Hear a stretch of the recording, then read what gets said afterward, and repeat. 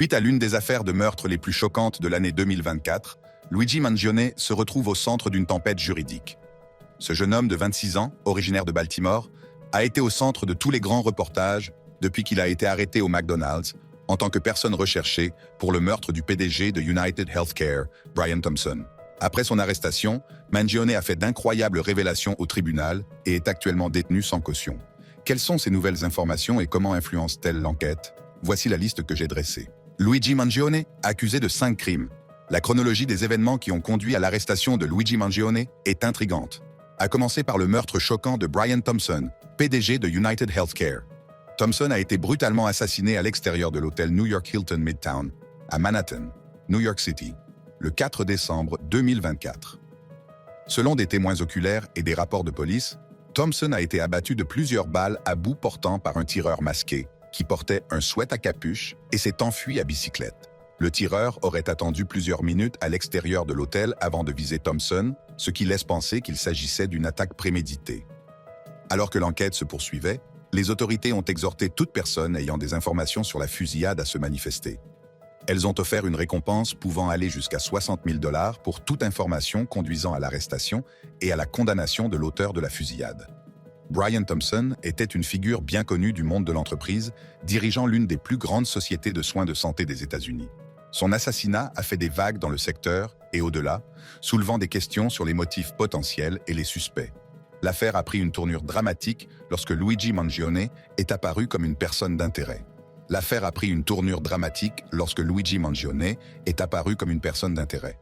percée a eu lieu lorsque Mangione a été aperçu dans un McDonald's d'Altoona, en Pennsylvanie.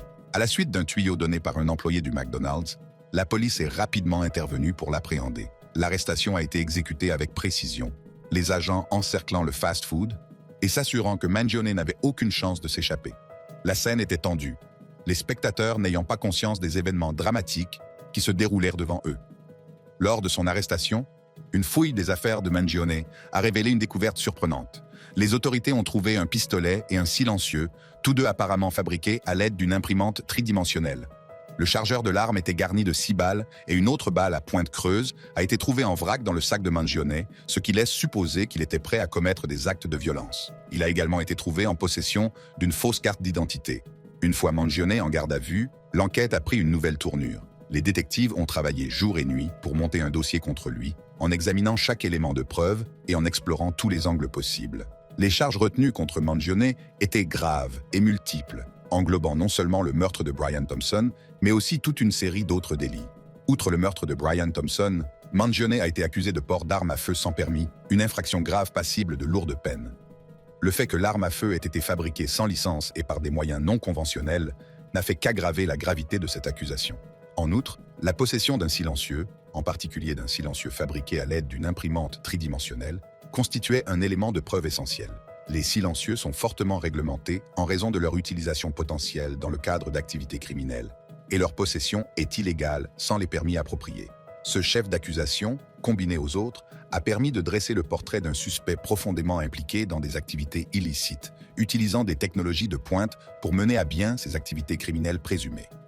La mise en accusation de Luigi Mangione a été un moment charnière dans le déroulement du drame judiciaire, marquant la transition entre l'enquête et la procédure judiciaire formelle.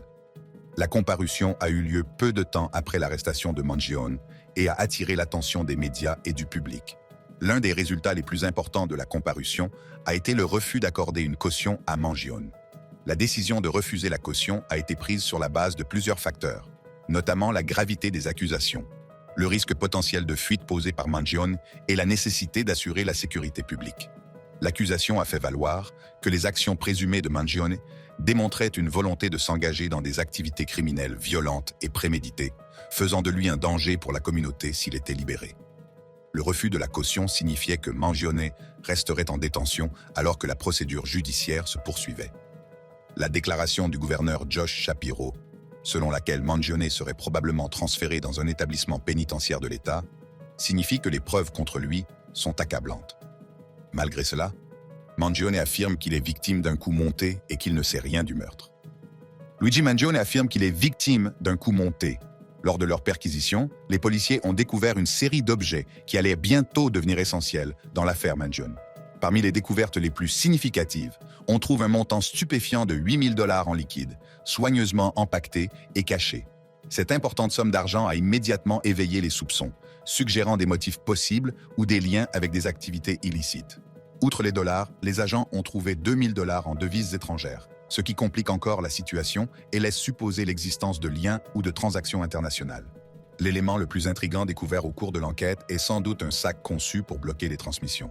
Ce dispositif, souvent associé à l'espionnage ou aux opérations secrètes, a ajouté une couche de mystère à l'affaire. Sa présence en possession de Mangione a alimenté les spéculations sur son implication dans une conspiration plus large, soulevant des questions sur ses intentions et l'étendue de ses activités présumées. En outre, le passeport de Mangione a été retrouvé, ce qui a donné lieu à des théories selon lesquelles il aurait pu prévoir de fuir le pays pour échapper à la capture. Au cours de l'audience, l'équipe de défense de Luigi Mangione a présenté la version des faits de son client. Interrogé sur l'importante somme d'argent trouvée sur lui, Luigi Mangione a affirmé qu'il n'en connaissait pas l'origine. « Je ne sais pas d'où vient l'argent », a déclaré Mangione. « Je ne l'ai pas mis là et je ne sais pas qui l'a fait. » Cette déclaration a fait sourciller, car elle laissait entendre que Mangione pouvait suggérer qu'il avait été piégé pour le crime. L'accusation n'a pas tardé à s'en emparer et a demandé à Mangione des explications supplémentaires. « Vous dites que quelqu'un a placé l'argent sur votre dos ?» a demandé le procureur. La réponse de Mangione est prudente. « Je dis que je ne sais pas comment l'argent est arrivé là. Je n'accuse personne de quoi que ce soit. » Le juge est intervenu, demandant à Mangione d'expliquer pourquoi il portait un sac conçu pour bloquer les signaux de transmission. « Je l'ai acheté en ligne », répond Mangione. « Je pensais que c'était un gadget sympa. Je ne pensais pas que c'était illégal. » L'accusation a souligné que ces sacs sont souvent utilisés par des individus qui tentent d'échapper aux forces de l'ordre ou de dissimuler leurs activités. Au cours de l'audience, l'équipe de défense de Mangione a insisté sur la coopération de son client à l'enquête et sur sa volonté de fournir des informations. Cependant, l'accusation est restée sceptique, soulignant les incohérences dans le récit de Mangione et les circonstances suspectes entourant son arrestation. Il est également important de noter qu'il s'est montré très hésitant lorsqu'on lui a demandé de fournir son adresse. Dans un premier temps, il a donné l'impression qu'il n'avait pas d'adresse permanente et qu'il se déplaçait souvent d'un endroit à l'autre en peu de temps. Après avoir été pressé, il a finalement admis qu'il avait une adresse quelque part à Hawaï. Cela correspond à l'endroit où il se trouve sur les médias sociaux. La couverture de l'audience a été incessante, les journalistes campant à l'extérieur du palais de justice et de la résidence de Mangione, désireux de saisir tout nouveau développement. L'appétit d'information du public semblait insatiable, les gens regardant les émissions en direct et lisant les dernières mises à jour en ligne. Sur les réseaux sociaux, les spéculations et les théories se sont multipliées, les internautes disséquant chaque élément de preuve et débattant de l'innocence ou de la culpabilité de M. Mangione.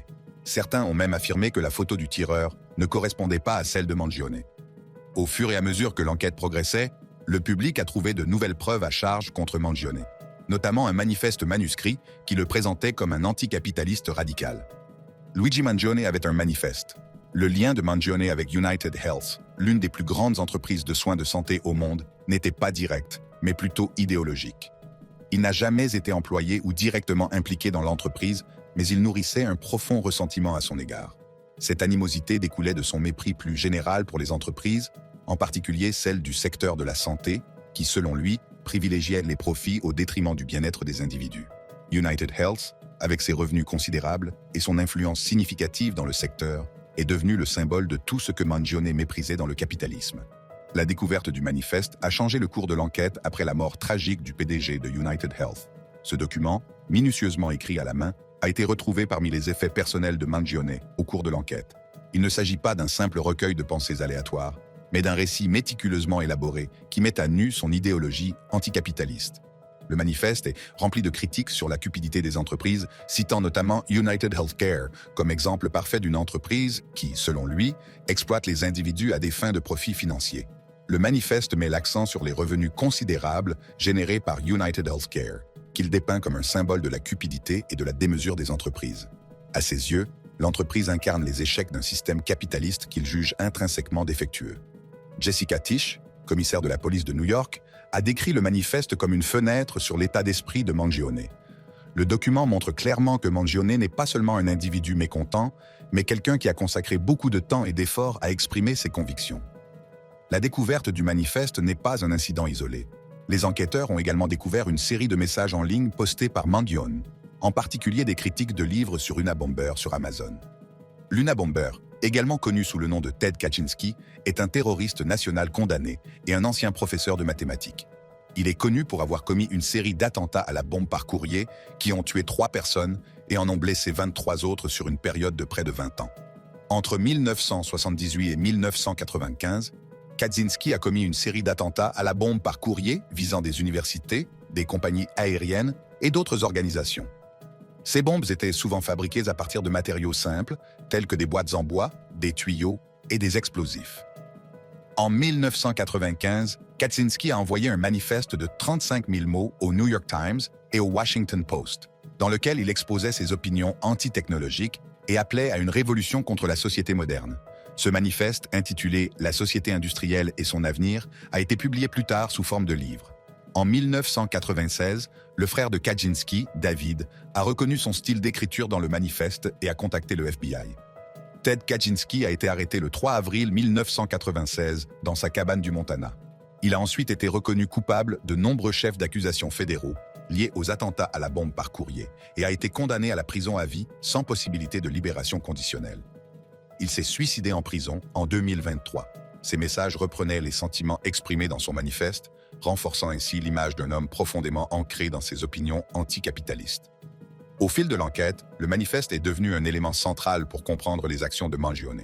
Il fournit des informations cruciales sur ses motivations, brossant le portrait d'un homme qui se sentait obligé d'agir contre ce qu'il percevait comme des injustices systémiques. Le document n'était pas seulement une critique, mais un appel à l'action, exhortant les autres à reconnaître et à remettre en question les structures capitalistes qu'il jugeait préjudiciables à la société. Au cours de l'enquête, la presse a également découvert que Mangione était peut-être atteint d'une maladie dégénérative. Cela a-t-il pu influencer sa décision? Luigi Mangione avait un problème de santé. Une radiographie montre que Mangione a subi une fusion de la colonne vertébrale, une procédure courante pour les personnes souffrant de discopathie dégénérative. Les discopathies dégénératives sont un groupe d'affections qui touchent les disques vertébraux et entraînent des douleurs, des raideurs et une limitation de la mobilité. Ces affections peuvent aller de la spondylose, terme général désignant les modifications dégénératives de la colonne vertébrale, à la discopathie dégénérative traumatique, qui survient lorsqu'un disque vertébral est endommagé à la suite d'une blessure ou d'un traumatisme. Bien que les détails de la maladie de Mangione n'aient pas été rendus publics, la révélation de son opération de fusion de la colonne vertébrale donne un aperçu de ses antécédents médicaux. Il est possible que l'état de Mangione soit lié à sa profession ou à son mode de vie, ou qu'il s'agisse d'une maladie préexistante exacerbée par d'autres facteurs. L'impact de l'état de santé de Mangione sur ses actions et son comportement n'est pas clair. Toutefois, il est possible que son état ait contribué à ses motivations ou à son état d'esprit au moment du crime. Il est possible que la discopathie dégénérative de Luigi Mangione ait joué un rôle dans sa décision de prendre des mesures radicales. Vivant avec une douleur et un inconfort chronique, Mangione a pu se sentir de plus en plus désespéré et frustré par sa situation. D'un point de vue spéculatif, il est possible que l'état de Mangione ait contribué à des sentiments de désespoir. Il a pu avoir le sentiment d'avoir épuisé toutes les autres options pour gérer sa douleur et améliorer sa qualité de vie, ce qui l'a conduit à envisager des mesures plus extrêmes. En outre, il ne faut pas sous-estimer les conséquences émotionnelles d'une maladie chronique telle que la discopathie dégénérative. Mangione a pu avoir l'impression de perdre le contrôle de sa vie et que son état lui dictait ses moindres faits et gestes. Ce sentiment d'impuissance a pu contribuer à son désir de prendre des mesures radicales contre le secteur des soins de santé. Il est également possible que l'état de Mangione ait affecté son état mental, contribuant potentiellement à des sentiments d'anxiété, de dépression ou même de paranoïa. Ces émotions ont pu altérer son jugement et l'amener à prendre des décisions qu'il n'aurait peut-être pas prises autrement. Bien sûr, tout ceci n'est que spéculation et il est impossible de savoir avec certitude comment la discopathie dégénérative de Mangione a pu influencer ses actions. Il s'agit également d'arguments solides que ses avocats peuvent utiliser pour sa défense. Toutefois, les chances sont contre lui et il est donc possible qu'il ne puisse pas plaider l'aliénation mentale. En effet, Mangione aurait ciblé Thompson et l'aurait attendu pendant des heures. Cela témoigne d'un degré élevé de préméditation. Le fait qu'il ait fui les lieux prouve également qu'il était pleinement conscient de ses actes. S'il est reconnu coupable, Mangione pourrait être condamné à la prison à vie sans possibilité de libération conditionnelle. Cela signifierait qu'il passerait le reste de sa vie derrière les barreaux. D'autre part, Mangione pourrait être condamné à une peine d'emprisonnement de longue durée, pouvant aller de 20 à 50 ans ou plus. Si Mangione plaide coupable, conclut un accord et est condamné à une peine d'emprisonnement plus courte, il pourrait également se voir imposer une période de mise à l'épreuve ou de liberté surveillée. Cela impliquerait des contrôles réguliers avec un agent de probation et le respect de conditions spécifiques, telles que des travaux d'intérêt général ou des conseils. Quoi qu'il en soit, ce jeune homme intelligent vient peut-être de gâcher ce que certains considèrent comme une vie parfaite. Luigi Mangione était un jeune homme intelligent de 26 ans. Les résultats scolaires de Luigi Mangione sont impressionnants. Il a été élu major de sa promotion et a obtenu une licence et une maîtrise en informatique. Le parcours scolaire de Luigi Mangione a été marqué par l'excellence. Il a obtenu sa licence à la prestigieuse Université de Pennsylvanie. Cette institution est réputée pour ses programmes académiques rigoureux et la capacité de Mangione à exceller dans un tel environnement témoigne de ses capacités cognitives exceptionnelles. Pendant son séjour à l'Université de Pennsylvanie, Mangione a probablement bénéficié d'un large éventail d'opportunités académiques et extrascolaires. Il a peut-être eu la chance de travailler avec des professeurs réputés, de participer à des projets de recherche de pointe et de s'engager avec une communauté d'étudiants divers et talentueux. Au-delà de ses études, Mangione était un lecteur avide, passionné par l'apprentissage. Son profil Goodreads affiche une collection impressionnante de 295 livres, témoignant de ses intérêts éclectiques et de son amour pour la connaissance. Cet appétit pour la lecture suggère que Mangione était un individu curieux et introspectif, cherchant toujours à élargir sa compréhension du monde. Les habitudes de lecture de Mangione peuvent également avoir influencé sa vision du monde et façonné ses points de vue sur divers sujets. Ses intérêts littéraires ont pu s'étendre à de nombreux genres, de la science-fiction à la philosophie, et l'ont peut-être incité à réfléchir de manière critique à des questions complexes. En plus de ses activités académiques et littéraires, Mangione était également un programmeur et un chercheur compétent. Son profil GitHub révèle un portefeuille de projets de robotique et d'apprentissage automatique, démontrant son expertise dans ces domaines de pointe. Ses compétences techniques, associées à ses résultats scolaires, donnent l'image d'une personne très intelligente et compétente. Ces projets auraient pu avoir des applications concrètes telles que l'amélioration des résultats des soins de santé ou le renforcement de la durabilité environnementale. Malgré ses diplômes et ses réalisations impressionnantes, la vie de Mangione a pris un tournant radical avec le meurtre présumé de Brian Thompson. Le contraste entre ses activités intellectuelles et l'acte violent qu'il est accusé d'avoir commis est frappant, ce qui amène de nombreuses personnes à s'interroger sur les facteurs qui ont pu contribuer à cet événement tragique. Au fur et à mesure que l'enquête sur le meurtre de Thompson se poursuit, il est probable que de nouvelles informations sur les antécédents et les motivations de Mangione soient révélées. L'affaire a déjà suscité beaucoup d'intérêt et de débats. La presse et les adeptes des médias sociaux ont déjà déterré de nombreux détails sur son passé. Il s'avère que Mangione est issu d'une famille assez importante. Était-il le fils prodigue, ou le fait d'avoir grandi dans une famille capitaliste puissante et influente a-t-il contribué à ses idéologies radicales? Luigi Mangione est issu d'une famille riche et puissante. L'influence et la richesse de la famille de Luigi Mangione sont enracinées dans le secteur de l'immobilier. Son grand-père, Nick Mangione Sr., et sa grand-mère, Mary C. Mangione, ayant fait des investissements judicieux qui ont porté leurs fruits au fil des ans. L'un des investissements les plus notables de la famille a été l'achat du country club Turf Valley à Ellicott City, dans le Maryland, dans les années 70. Les Mangione ont développé la communauté du terrain de golf, la transformant en un centre résidentiel et récréatif prospère. Cet investissement stratégique a non seulement généré des revenus importants pour la famille, mais a également consolidé sa réputation de chef d'entreprise avisé dans la région. Les liens familiaux de Luigi Mangione vont au-delà du monde des affaires. Il est également le cousin de Nino Mangione, délégué de l'État du Maryland. Nino Mangione est un homme politique américain du Parti républicain, actuellement membre de la Chambre des délégués du Maryland, représentant le district 42A. L'entrée en politique de Mangione a commencé par son travail en tant que gestionnaire web et animateur de The 6 at 6 with Nino Mangione sur WCBM Radio de 2017 à 2018. Il a d'abord été élu à la Chambre des délégués du Maryland en 2018, représentant le district 42B, puis a changé pour représenter le district 42A en 2023. En tant que délégué, M. Mangione a siégé dans plusieurs commissions, notamment la commission des crédits, la commission de surveillance du personnel et la sous-commission des transports et de l'environnement. Ses activités législatives ont porté sur des questions liées à la criminalité, à l'éducation et à l'immigration. M. Mangione a également été impliqué dans certaines controverses, notamment pour sa relation avec la radio WCBM, qui a soulevé des questions sur le financement des campagnes électorales et les conflits d'intérêts potentiels. Aujourd'hui, les crimes présumés de son cousin l'ont ramené sur le devant de la scène de manière négative. La famille de Mangione est restée jusqu'à présent très discrète sur l'affaire, et l'on ne sait pas comment elle réagira aux allégations portées contre son fils. Toutefois, Compte tenu de leur influence dans la région de Baltimore, il est probable qu'ils utiliseront leurs ressources et leurs relations pour soutenir Mangione tout au long de la procédure judiciaire. D'autre part, la réputation et l'influence de la famille Mangione dans la région de Baltimore seront probablement examinées de près dans les semaines et les mois à venir. Au fur et à mesure que le procès contre Luigi Mangione se déroulera, de nombreuses personnes observeront comment la richesse et l'influence de sa famille influeront sur l'issue du procès. Ils pourraient perdre des affaires et leur statut dans la société pourrait être menacé si leur Luigi était reconnu coupable. Les stigmates de la présence d'un meurtrier condamné dans la famille pourraient laisser une tâche difficile à effacer.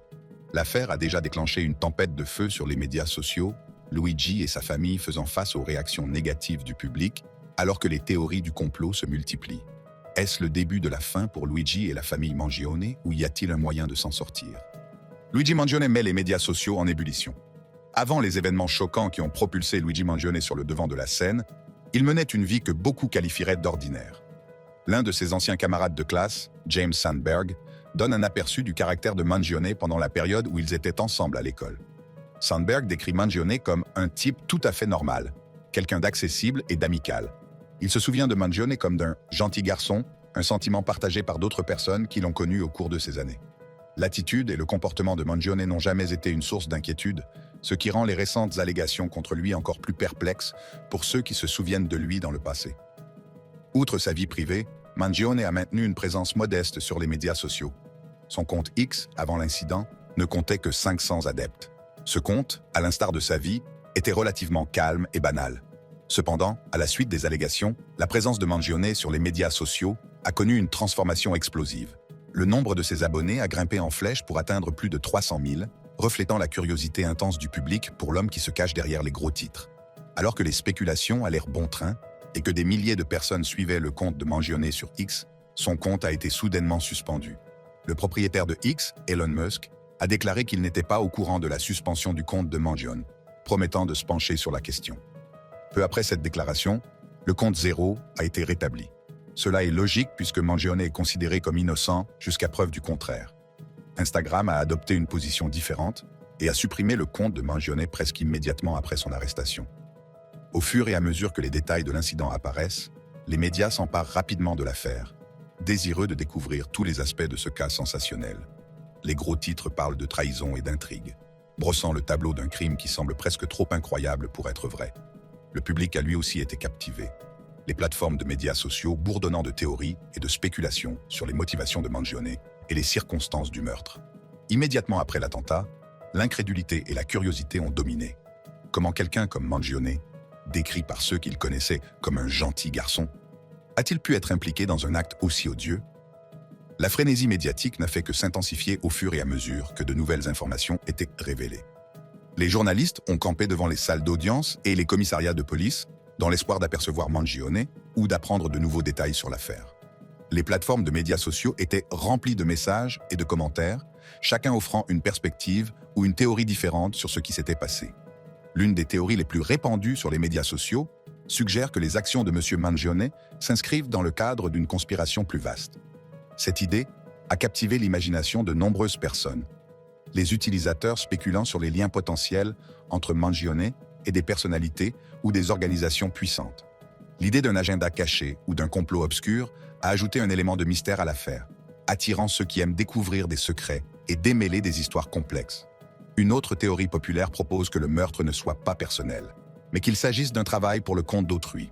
Selon cette théorie, Mangione n'était qu'un pion dans un jeu beaucoup plus vaste, payé par des inconnus pour exécuter l'acte. Cette théorie a du poids, si l'on considère l'argent trouvé dans son sac. Ces spéculations et théories se sont répandues comme une traînée de poudre sur les plateformes de médias sociaux, les utilisateurs disséquant chaque information disponible à la recherche d'indices. Les hashtags liés à l'affaire sont restés en vogue pendant des jours, les gens partageant leurs idées et s'engageant dans des débats passionnés sur les motifs possibles du crime.